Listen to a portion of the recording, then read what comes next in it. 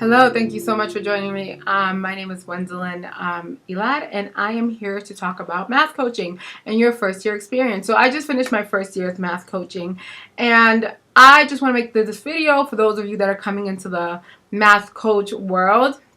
It is fairly new because they are starting to see the importance of students being able to do math. And I just want to tell you some of the things that you might have to experience. So because math coaching is not really like solidified yet, you could have coaches that go from school to school. You could have coaches that just do middle school, and you could have coaches that just do high school. You could have coaches that just do the elementary grades. I'm fortunate enough where I am a math coach for K through 8. And I don't do the entire district. I just do, well, I do 2 schools right now, but I'm going to end up doing 1 school next year because they are seeing the importance, and it is a field that is growing as far as math coaches.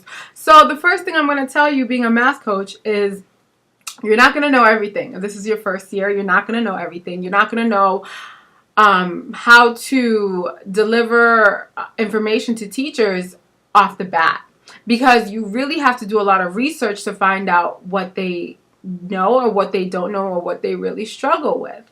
And that comes from, like, you know, if I could just speak about having 1 school, that comes from talking to your teachers and asking them questions.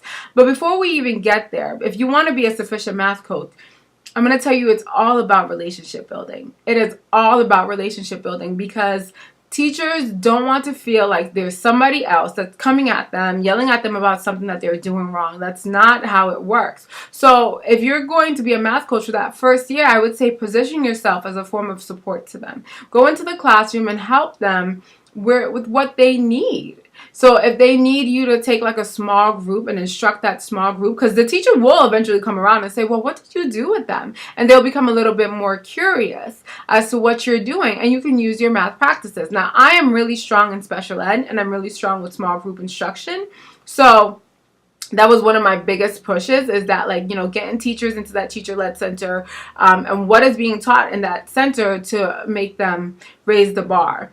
Okay, so I would say that it starts from there. And teachers are somewhat, if you look at them like students, like how would you treat your student if they weren't doing, you know, as well? You would have to constantly encourage them. They constantly need to be encouraged. Everybody needs to be constantly encouraged because we're all human beings, you know? So hearing that, like, you know what, they might not have done X well, but they did like Y phenomenally.